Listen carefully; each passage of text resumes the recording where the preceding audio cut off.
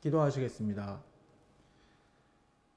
사랑과 은혜가 한이 없으신 아버지 하나님 감사드립니다. 오늘 주님의 행적과 주님의 말씀을 통해서 주님을 배우려고 합니다. 오늘 읽고 배우는 것이 영적으로 또 지식적으로 주님에 대해서 더 많이 알게 되고 더 주님을 사랑하고 이해할 수 있게 인도하여 주시옵소서. 예수 그리스도의 이름으로 기도 올리옵나이다. 아멘. 오늘 나누실 말씀은 요한복음 2장 1절에서부터 11절까지의 말씀입니다. 요한복음 2장 1절에서부터 11절까지의 말씀입니다. 다 찾으시고 제가 봉독하도록 하겠습니다. 사흘째 되던 날 갈릴리 가나에 혼례가 있어 예수의 어머니도 거기 계시고 예수와 그 제자들도 혼례의 청함을 받았더니 포도주가 떨어진지라 예수의 어머니가 예수에게 이르되 저들에게 포도주가 없다 하니 예수께서 이르시되 여자여 나와 무슨 상관이 있나이까 내 때가 아직 이르지 아니하였나이다.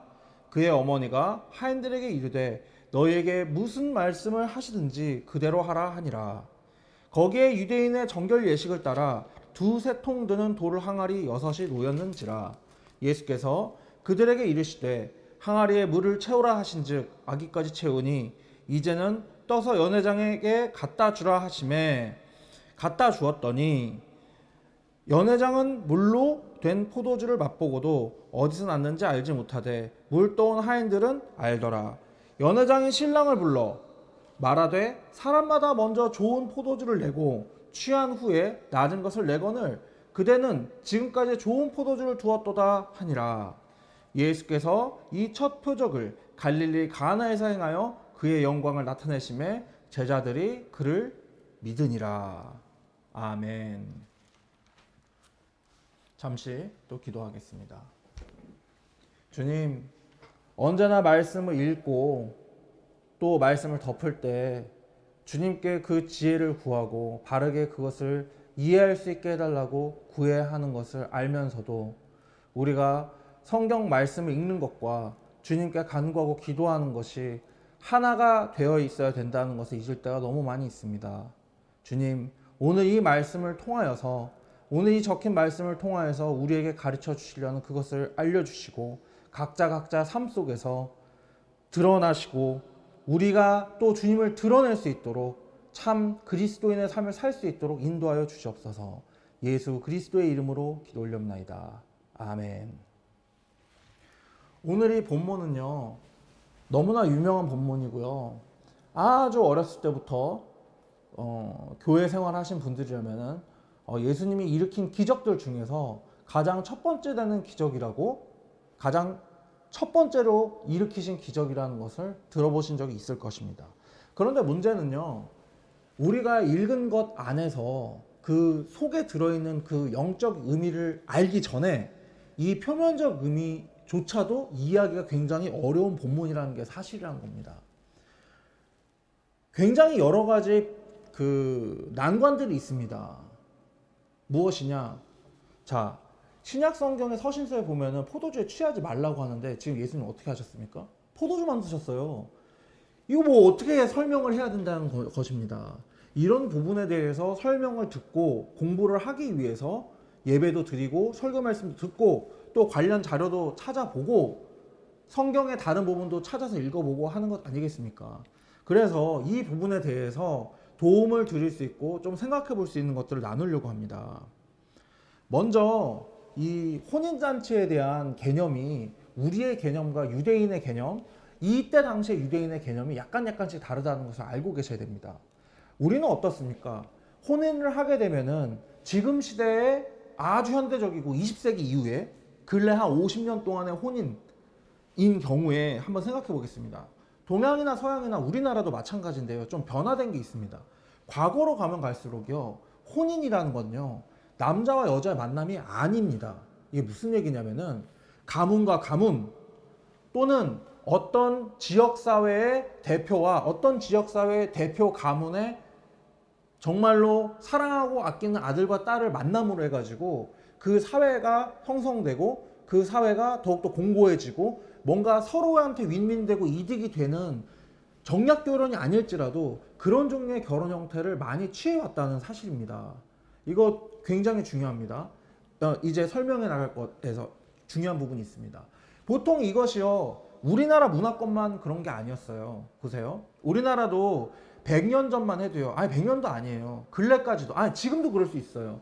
정략 결혼인 게 어떤 의미입니까? 단순히 남자와 여자가 서로 사랑해서 결혼한다는 게 아니고요, 가문과 가문이 혈연을 맺는다는 의미입니다. 그 자손들로 그 힘과 에너지가 같이 시너지를 일으켜가지고 더 부흥하게 된다, 더 발전하게 되고 더 많이 열매 맺는다, 이런 의미가 결혼에 담겨 있다는 거죠. 단순히 사랑하는 사람 둘만의 관계가 아니라 가족과 가족의 만남, 그리고 큰 가족 체계를 의미하는 경우가 많다는 거죠. 동양만 그럴까요? 절대 아니요. 서양도요, 가문이 있다거나 귀족 집안이거나 왕가들은요, 절대적으로 그것에 입각해서 결혼을 했고, 결혼을 시켰고, 결혼을 하려고 했고, 그것에 만족하든 만족하지 않았던 긴 시간 동안 이렇게 살아왔다는 거죠. 참 사회학적으로는 이게 신기한 부분이 있습니다. 현대의 결혼은 어떤가요? 현대의 결혼은요, 보다 더 개인화되었습니다. 내가 정말 사랑하는 여인, 내가 정말 사랑하는 남편 될 사람을 만나서 서로 교제를 하다가 이제 결혼하겠습니다 해서 결혼을 하고 분가를 하고 뭐 이런 방식으로 바뀌어왔죠. 그렇다면은 성경시대 때 결혼은 어떤 의미였을까요? 이것은요, 지금 제가 말씀드린 이 두 가지 케이스하고도 또 다른 부분이 있었다는 것입니다. 이것이 굉장히 중요한데요. 여러 번 제가 설교 시간에 말씀을 드렸지만 이스라엘에게 있어서요, 남편은 하나님, 그리고 이스라엘은 뭐냐? 처녀와 같이 준비된 자가 돼서 영적으로 하나님만을 바라보고 예배하고 그 남편에게 최선을 다하는 현숙한 여인처럼 하나님을 기다리고 하나님의 뜻을 위해서 최선을 다하는 삶을 살아야 되는 게 이스라엘의 숙명입니다. 심지어 단순한 운명이 아니라 그렇게 지음 받았다, 이스라엘은 나의 택한 나무다, 가지다, 이런 식의 표현이 굉장히 많이 나온다는 겁니다, 구약에. 그래서 현대의 유대인들도요, 결혼식에 여러 가지 것들이 필요한데 가장 중요한 것이 있습니다. 신부보다 중요한 게 누구냐면요, 그 결혼식에 그들에게 하나님의 뜻과 하나님의 뜻에 합당하게 가정을 이루어 살라고 어떤 축복을 해주거나 성경 말씀을 가지고서 이 두 사람에게 어떻게 살으라고 얘기해 줄 수 있는 어떤 선생과 같은, 우리로 치면 목사님과 같은 그런 랍비가 절대적으로 있어야 되고요, 또 성경이 있어야 되고요, 또 그 두 사람이 하나가 된 것을 확증해 줄 수 있는 증인들이 필요하다는 겁니다. 신기하죠?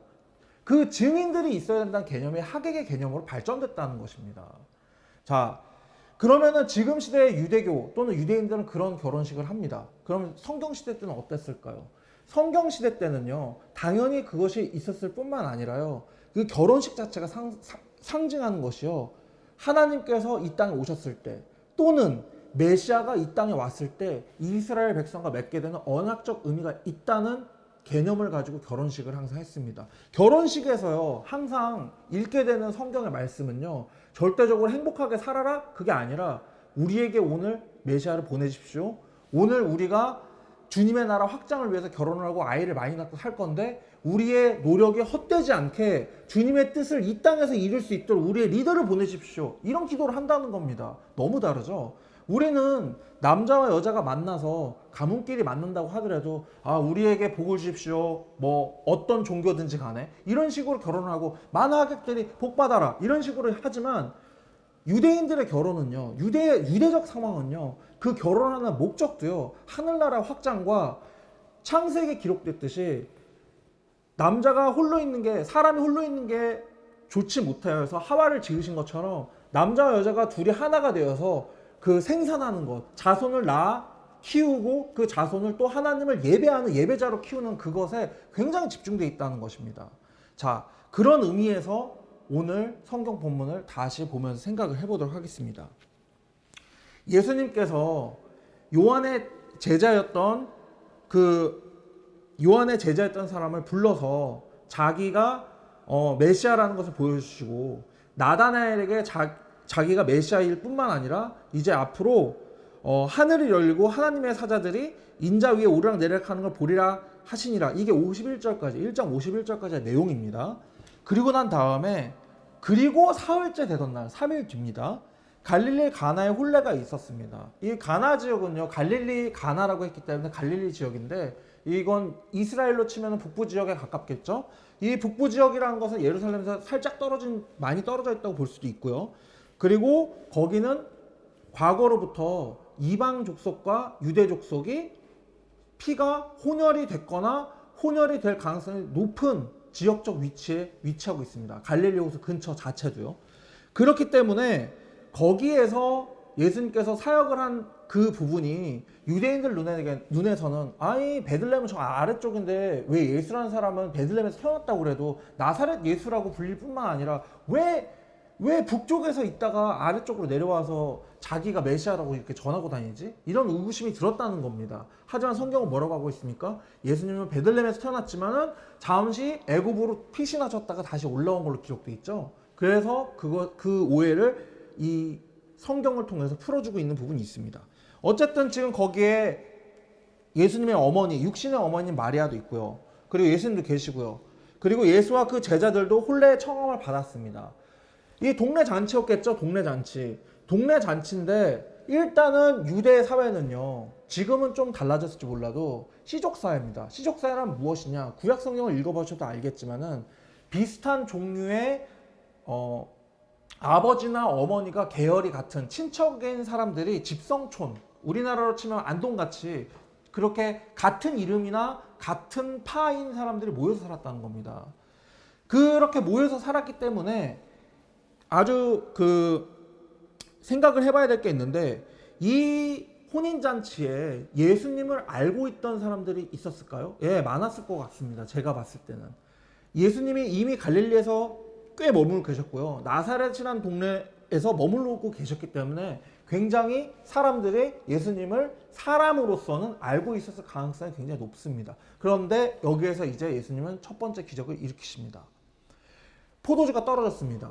아니, 포도주가 떨어졌어. 근데 예수님의 어머니께서 예수님한테 말씀하십니다. 저들에게 포도주가 없다. 이렇게 얘기하십니다. 참. 마리아는 왜 그러면은 예수님한테 포도주가 없다고 얘기했을까요? 그리고 또 하나 생각해 봐야 될 게 있습니다. 예수님이 그러면은 굉장히 포도주가 없으면 예수님이 어떤 능력이 있어서 포도주를 만들 거를 알고 있었을까요? 마리아는? 신앙적으로 봤을 때요. 마리아는요. 예수님이 단순히 자기의 아들이 아니라 주님이신 것을 어느 정도 알고 있었을 가능성이 높다는 걸 이 본문에서 알 수 있습니다. 왜? 예수님께서 심지어 자기 어머니한테 이렇게 얘기합니다. 여자여, 나와 무슨 상관이 있나이까? 내 때가 아직 이르지 아니하였나이다. 예수님께서요, 실질적으로 이 때라는 건 무엇을 얘기하는 걸까요? 우리가 성경을 읽을 때 특히 사복음서에서 가장 중요한 때는요, 십자가를 지실 때와 부활하실 때를 얘기하지 않습니까? 그러면 의미에서 보자면은 지금 이 기적을 일으키는 것 자체는 예수님의 자기의 드러내심, 내가 메시아라는 걸 드러내시는 거하고 직접적 상관이 없는데 내가 왜 기적을 베풀고 내가 왜 포도주를 주고 내가 왜 그거를 해야 됩니까? 이렇게 읽을 수 있다는 것입니다. 근데 믿음으로 마리아는 말합니다. 그의 어머니가 하인들에게 이르되 너희에게 무슨 말씀을 하시든지 그대로 하라 하니라. 여기서 하나 더 보셔야 될 게 있습니다. 우리가 아무 생각이 없이 이 성경의 말씀을 우리가 보아온 이미지들로 생각하게 되면 큰 오류가 생기는데요. 마리아와 예수님이요, 정말로 영화나 아니면 우리가 상상 속에 있는 것처럼 가난했을까요? 알 수 없어요. 베드로가 가난했을까요? 그건 절대 아니고요. 당시에 선주, 배의 주인이라고 한다는 것은요, 꽤 부자였다는 사람이고요. 실제로 지금 이스라엘의 베드로의 집터라는 곳을 가보잖아요. 그 동네에서 제일 큰 게 베드로 집터예요. 이런 부분들, 마가의 다락방은요, 대리석으로 되어 있는 2층 집이에요. 이런 부분들, 우리가 성경을 읽을 때 왜 오해를 하냐? 상징적으로 어떤 예술가들이 역사 속에서 그게 틀렸다는 게 아니라 상징적으로 표현을 위해서 드라마틱하게 그림을 그려놓은 것들로 우리가 성경 말씀을 통해서 보지 않고 상상하게 됐을 때 문제가 생긴다는 겁니다. 그럼 여기서 하나 먼저 짚고 넘어가야 될 게 있습니다. 근본적으로 여기 이렇게 여러 가지 사진들이 있습니다. 자, 이게 좀 옆으로 가볼게요. 이게 다 누구를 보여주고 있는 겁니까? 지금 여기 있는 사진들이 닮아 있습니까? 좀 닮아 있기도 하고 좀 안 닮아 있기도 하죠. 이거 전부 다 예수님 관련된 사진들입니다. 예수님이라고 생각하는 그런 종류의 그림들입니다. 같은 것도 있고 다른 것도 있죠. 지금 이쪽에서 보이는 이 사진은 훨씬 백인에 가깝고요. 지금 여기 밑에 보이는 사진은요, 그리스 사람에 가깝고요. 저기 보이는 사진은 영국 사람에 가깝고요. 이 사진은 어떻습니까? 완전 IS 중동 사람 같지 않습니까? 우리가 보통 중동 사람을 생각했을 때 실제로요, 찾아보시면 아시겠지만 유튜브도 있으니까 한번 찾아보세요. 나중에 지금 여기 위에 보이는 사진이요, BBC에서 예전에 방송했던 것인데, 그때 당시 예수님 때 당시에 유대인의 유고를 가지고서 현대 과학으로 그것을 그 살을 붙이고 피부가 어땠을지 연구를 하고 어떤 모습이었을지 생각했을 때 이런 모습이 예수님과 또는 그 당시의 유대인이었을 것으로 생각을 합니다. 자, 다시 한번 뒤집어서 생각해 볼게요. 우리가 바울이나 베드로를 생각할 때, 특히 베드로, 이거 딱 베드로 얼굴 아닙니까? 우리가 생각하는 베드로 얼굴이 여기에 가깝습니다, 굉장히. 그런데 예수님도 육체로는 유대인이었다는 사실을 깜빡하고 있다는 겁니다.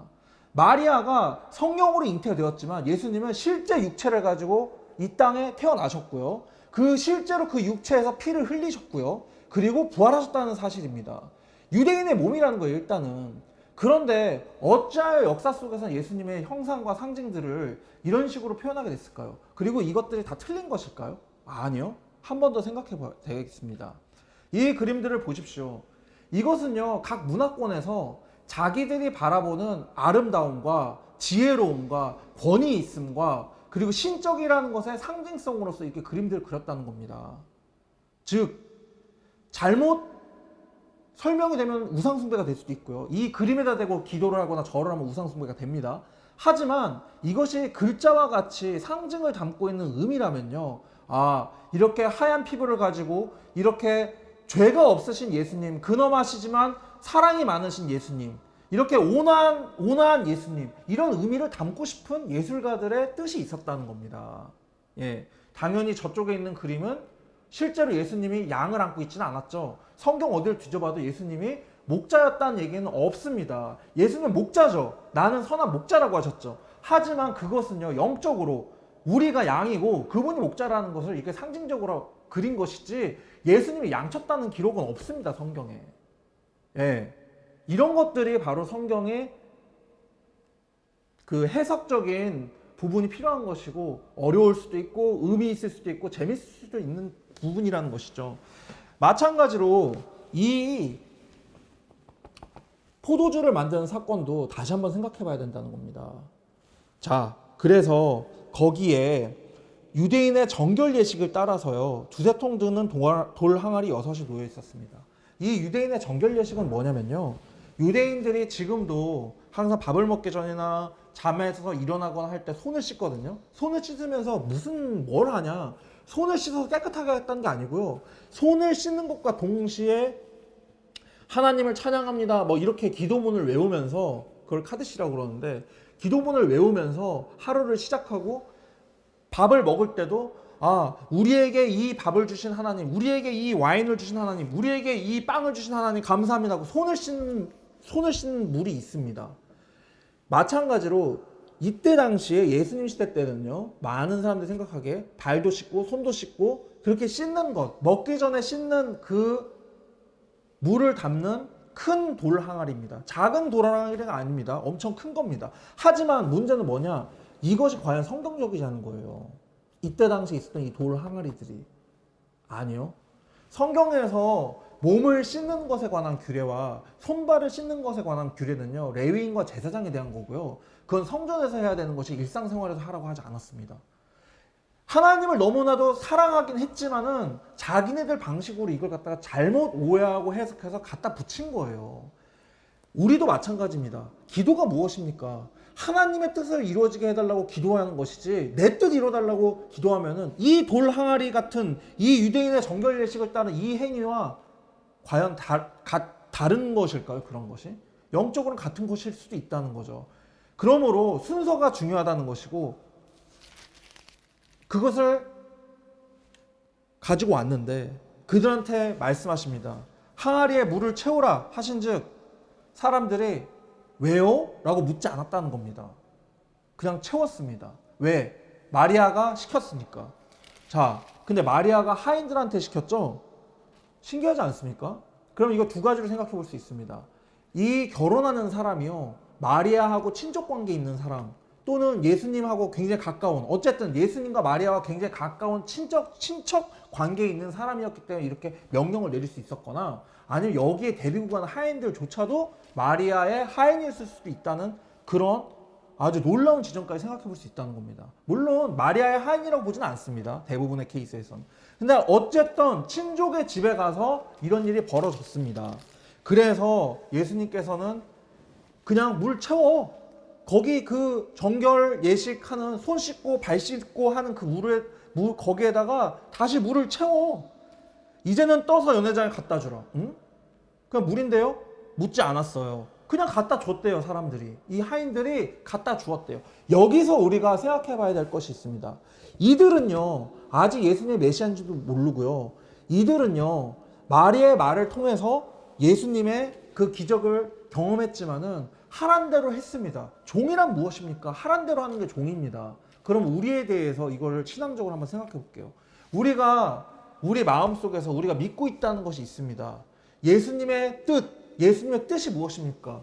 때를 얻든지 못 얻든지 사도 바울의 말을 빌려서 얘기하자면 복음을 전파하는 겁니다. 복음의 전파란 무엇입니까? 예수님에 대해서 설명하는 겁니다. 예수님이 누구입니까? 우리의 죄를 속죄하시기 위해서 십자가에 달리셨다가 죽으셨다가 3일 만에 부활하시고 지금 여기에 계신 성령이시고 눈에 보이지 않으시지만 우리가 곧 이 육체를 벗게 되면 보게 될 하나님이시란 이 사실입니다. 이것에 대해서 나누고 이것에 대해서 내 주위에 있는 모든 사람들에게 얘기하고 그것을 감사하고 하는 것이 바로 종의 일이라는 겁니다. 거기에 대해서 왜요? 라고 하지 않았다는 거죠. 비유적으로 봤을 때 이 부분에서 종들의 그 사역을 읽을 수 있다는 것입니다. 그래서 연회장은 물로 된 포도주를 맛보고도 어디서 났는지 알지 못하되 물도온 하인들은 알더라. 연회장이 신랑을 불러 말하되 사람마다 먼저 좋은 포도주를 내고 취한 후에 낮은 것을 내거늘 그대는 지금까지 좋은 포도주를 두었도다 하니라 이렇게 되어 있습니다. 자, 여기에서 유대적인 사실을 알아봐야 되죠. 자, 처음에 좋은 포도주가 있고요. 나중에 나쁜 포도주가 있다고 했을 때 우리는 어떻게 읽습니까? 처음에는 그래 포도주니까 한 50년 된 거, 100년 된 거 막 정말로 오래되고 숙성 잘 되고 정말 맛도 좋고 이런 거라고 생각하죠. 전혀요. 반대예요. 처음에는 포도 주스인데 나중에 갈수록 알코올 도수가 높아지는 겁니다. 무슨 얘기냐? 실제로요. 성경이 말하고 있는 포도주는 두 가지로 나옵니다. 하나는 티로시라는 히브리어고요. 하나는 야인이라는 히브리어입니다. 야인은 와인의 원어가 되겠죠. 근데 티로시라는 이 첫 짜낸 포도주는요. 원래 누구한테 바치는 거냐? 주님께 제사 때 과거에 소잡고 양잡고 했었던 그 속죄 제사 때 전제로 붓거나 하는 종류의 술이 바로 그 첫 번째 짜낸 포도주라는 겁니다. 그 첫 포도주의 의미는요. 첫 번째로 막 짠 포도주기 때문에 알코올이 있을까 없을까요? 알코올이 거의 없겠죠. 하지만 그 지역 환경 때문에 몇 시간만 있어도 알코올이 생기고 거품이 일어나면서 이제 발효가 되기 시작합니다. 이 포도주에 관한, 포도즙에 관한 사실을 또 예수님은 또 비유로 얘기하시죠. 새 포도주를 어디에 담아라? 새 부대에. 왜? 그 가스 발생이 엄청나게 많이 되거든요. 처음에 그게 발효가 되면서. 그걸 헌부대에 넣으면 어떻게 됩니까? 터져버리죠. 그 비유로서 말씀하시기를 그 헌부대가 무엇입니까? 잘못 섬기고 있는 하나님에 대한 제사, 그것이 아니라 내가 왔다. 나를 통해서 하나님을 믿어야 된다. 나를 믿어라. 이것이 바로 그 새 포도주인 것입니다. 마찬가지로요. 오늘 이 유대인의 정결 예식에 있는 그 물을요. 그냥 떠다 줬는데 그 가짜는 새 포도주가 됐다는 건요. 여러 가지 의미가 있겠죠. 왜 손 씻고 발 씻고 하는 죄를 씻어낸다는 의미의 그것이 왜 포도주가 되었냐. 이제부터는 예수님께서 직접 피 흘리심으로 말미암아 속죄를 주시겠다는 상징과 의미를 이렇게 미리 나타내신 그 사건이라고 볼 수 있다는 것입니다. 그래서 예수께서 이 첫 표적을 갈릴리 가나에 행하여 그의 영광을 나타내심에 제자들이 그를 믿으니라. 여기서 우리가 신앙이 있기 때문에 아 그렇지 영광을 나타내셨구나 이렇게 보죠. 근데 좀 더 날카롭게 보겠습니다. 아니 구약 성경 전체를 보십시오. 영광 누가 나타냅니까? 하나님만이 나타내시는 겁니다. 여기 뭐라고 되어 있습니까? 예수님께서 그 영광을 나타내셨다고 합니다. 그렇다면 이 문장 하나만으로도요. 예수님이 바로 곧 요한복음 1장 1절이 말하듯 그 하나님께서 이 땅에 육체로 오신 분이다. 이렇게 읽을 수 있는 것을 계속 요한복음은 이렇게 점진적으로 설명해 나가고 있다는 것입니다. 이것은 굉장히 중요한 것입니다. 그래서 다시 한번 우리가 한번 생각해 볼 부분이 있습니다. 중동의 결혼식들 중에서 특히나 이 유대인의 결혼식에 대해서 한번 생각해 볼 게 있습니다. 이 사진을 보시면요. 지금 이 여자 보이지 않습니까? 이것이 유대인들 중에서도요. 북부 아프리카계 유대인들의 그 결혼식에서 보여지는 전통 의상입니다. 이것이 예수님 시대 때 똑같았을 거라고 보진 않지만은 많은 고고학자들이나 많은 신학자들이 이런 형태의 것으로 상상을 해왔고 지금도 이런 결혼을 하고 있는 사람들에 대해서 근래에 보그 잡지에서 이게 특집까지 다뤘네요. 그래서 엄청나게 장신구도 화려하고 막 그렇습니다. 그런데 이거 한번 보십시오. 이 소녀 보십시오. 이 소녀는 결혼하는 소녀가 아니고요. 이 결혼식에서 춤 춰주고 그리고 흥을 돋궈주는 그런 아이인 친구인데 원래 고대의 유대인의 결혼식에서는요. 이 북부 이 가나안 지방 또는 이 두로와 시돈이라든지 이 북부 이스라엘 지역에서는요. 이렇게 이마에다가 동전들을 달고서 이렇게 결혼식을 한 그런 문헌이라든지 그런 방식으로 그때 당시에 결혼식이 그랬을 거다라고 보는 학자들이 있습니다. 이게 왜 중요하냐면요. 10 드라크마 가진 사람이 한 드라크마가 없어졌는데 그거 없어졌다가 결혼 못한다고 했다가 그거 찾고 나서 엄청나게 잔치를 했다는 얘기 있지 않습니까? 근데 그 드라크마가 인터넷을 찾아보곤 성경 관련된 사전을 찾아봐도 얼마 안 돼요. 1,000원도 안 되는 돈이에요. 근데 여기 보이지 않습니까? 이 동전들 달려있는 거. 즉 무슨 얘기냐. 결혼식을 하려면은 그 규정이 있는데 그 규정에 맞게 저런 그 장신구를 만들어야 되는데 그게 없으면 만들 수가 없다는 겁니다. 마치 우리나라 비유와 속담을 봤을 때 정말로 쓸데없는 것도 쓰려고 하면 없다 뭐 이런 느낌인 거잖아요. 또 하나의 의미가 있습니다. 그 드라크마라는 의미가요. 보통의 개혁주의 설교에서 생각을 해봤을 때 잃어버린 양을 찾는 그것과 연결돼서 설명이 되거든요. 그러면 다시 한번 생각해 보겠습니다. 그 잃어버린 양이 우리가 해석을 할 때 유대인과 예수님 관계에서는 예수님 자체를 너네가 잃어버렸다 이렇게도 볼 수 있고요. 또 다른 거는 너네가 지금 그 잃어버린 양이야. 나를 몰라보잖아 라고 볼 수도 있어요. 그리고 그 드라크마 그 10개가 모여야지 이 이마에 달아서 결혼식을 할 수 있는데 그 잃어버린 그거 하나 때문에 결혼식을 못 한다는 거예요. 자, 다시 생각해 보겠습니다. 우리가 하나님의 나라를 원합니까? 우리가 평화를 원합니까? 우리의 행복과 우리가 하나님을 살아가는 것이 정말 온전한 것일까요? 그것이 온전하게 될 수 있는 방법은요, 전도라는 거죠. 다 같이 믿어야 되고요. 다 같이 하나가 되어서 이방인이나 유대인이나 한국인이나 그 누구나 오직 한 하나님, 오직 한 속죄자, 오직 예수 그리스도에 대해서 사랑하는 마음을 품고 살아간다면 그것이 이루어질 수 있다는 것입니다. 아직 이루어지지 않았죠? 노력을 안 했나요? 노력을 했죠. 하지만 아직도 노력을 해야 되겠죠. 왜? 세상 끝까지 복음이 전해진다는 게요. 단순히 세상 끝에 저기 브라질에 있는 상파울루에 예수님이 이게 동상 서 있는 게 세상 끝까지 복음이 퍼진 것이 아니라는 거죠. 그 예수님을 정말 신앙하게 된다는 것. 나의 수호신으로서의 하나님, 나의 수호신으로서의 예수님이 아니라 주님, 내가 해야 될 일이 무엇이고 내가 주님을 위해서 무엇을 해야 될까요? 라는 신앙이 늘어나는 바로 그것. 나를 지켜주는 하나님이 아니라 내가 그 하나님과 함께 아브라함처럼 예수님의 제자들처럼 동역하는 바로 그것에 있다는 것입니다.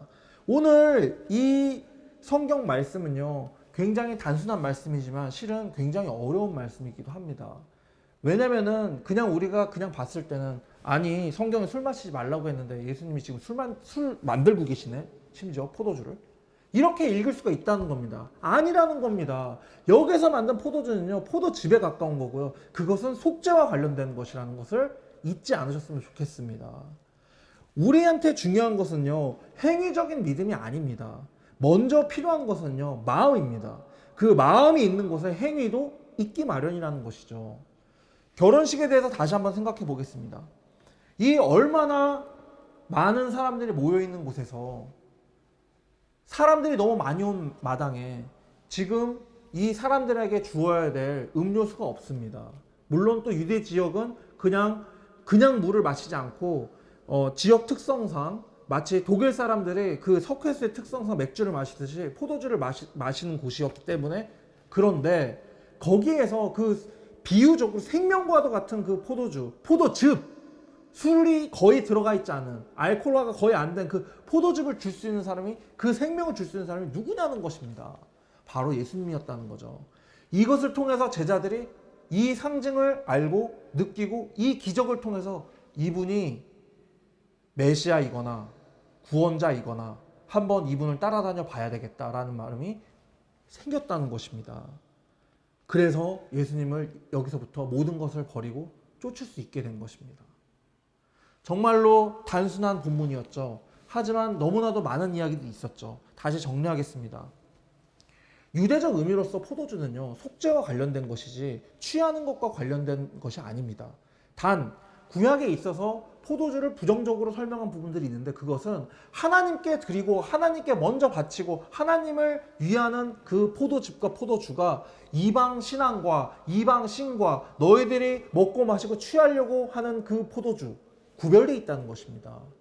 신기하지 않습니까? 같은 포도즙이고 같은 포도주인데 하나는 하나님의 것이요, 하나는 인간과 사탄의 것이라는 것입니다. 우리의 삶은 어떻습니까? 우리의 한 명 한 명의 삶이 나 중심적이고 세상을 향한 삶이라면은 그것은 세상적인 것이고, 하나님 중심적이고 하나님을 위해 살려가면 그것은 하나님 중심적인 것입니다. 그것을 판단하는 것은 누굴까요? 내 주위 사람들일까요? 아니요. 오직 주님이십니다. 그 주님을 항상 함께 하시고 이 주님이 주시는 음료와 이 주님이 주시는 생명으로 살아가는 여러분 되시기 바랍니다. 기도하겠습니다. 주님, 우리가 삶을 살면서 오해하는 것들이 굉장히 많이 있습니다. 주님의 말씀을 읽을 때도 우리가 잘 이해하지 못하는 것들이 문화나 역사적으로 있을 수 있습니다. 그러나 주님, 우리가 영적으로 눈이 띄어져서 이 수많은 벽들을 넘어서 주님을 직접 배웠고 만날 수 있게 인도하여 주시고, 반드시 주님은 그렇게 하시겠다고 약속하셨으니 우리 각자가 주님을 잘 깨닫고 주님의 뜻을 알아서 주님의 뜻대로, 종은 그 주인이 시키는 대로 열심히 일하는 것처럼 주의 일을 할 수 있고 감당할 수 있고 주님을 사랑할 수 있고 그 사랑을 가르치고 알려주고 나눌 수 있게 인도하여 주시옵소서. 예수 그리스도의 이름으로 기도 올렸나이다. 아멘.